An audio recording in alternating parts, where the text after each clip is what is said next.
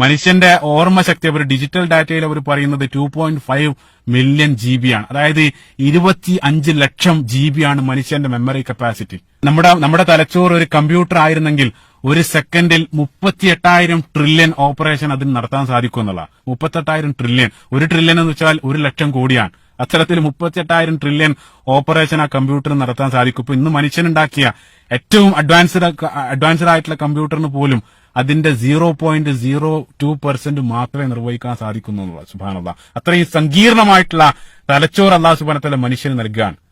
എന്തിനാണ് നൽകിയതെന്ന് വെച്ചാൽ ഈ സങ്കീർണമായിട്ടുള്ള ഈ പ്രപഞ്ചത്തെ അല്ലാഹു സുബ്ഹാനഹു വ തആലയുടെ സൃഷ്ടികളെ പഠിക്കാനും അള്ളാഹുവിലേക്ക് എത്തിച്ചേരാനും അങ്ങനെ അള്ളാഹുവിനെ അറിഞ്ഞ് അവന്റെ ഗ്രന്ഥത്തെ അറിഞ്ഞ് അവനിലേക്ക് അല്ലെങ്കിൽ അവന് ജീവിതം സമർപ്പിക്കാൻ വേണ്ടിയിട്ടാണ് ഈ ഒരു സങ്കീർണമായിട്ടുള്ള ഒരു ഉപകരണം അല്ലാഹു സുബ്ഹാനഹു വ തആല നമുക്ക് നൽകിയിട്ടുള്ളത്.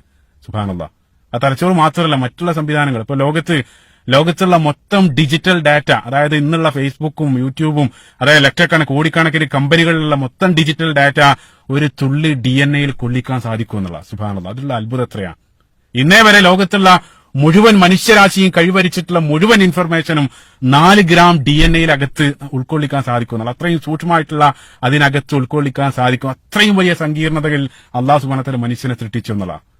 അവസാനം അത്തരം സൃഷ്ടി പഠനങ്ങളിലൂടെ നിങ്ങൾ എത്തിച്ചേരുന്ന കൺക്ലൂഷൻ പരിശുദ്ധ ഖുർആൻ സൂറത്ത് ആൽ ഇംറാൻ അല്ലാഹു സുബ്ഹാനഹു വ തആല പറഞ്ഞു, റബ്ബന മാ ഖലഖ്ത ഹാദാ ബാതില സുബ്ഹാനക്, അല്ലാഹുവേ ഇതെല്ലാം, ദൈവമേ ഇതെല്ലാം നീ വെറുതെ ബാത്തിലായിട്ട് വെറുതെ സൃഷ്ടിച്ചതല്ല, സുബ്ഹാനക് നീ എത്ര പരിശുദ്ധനാണ്.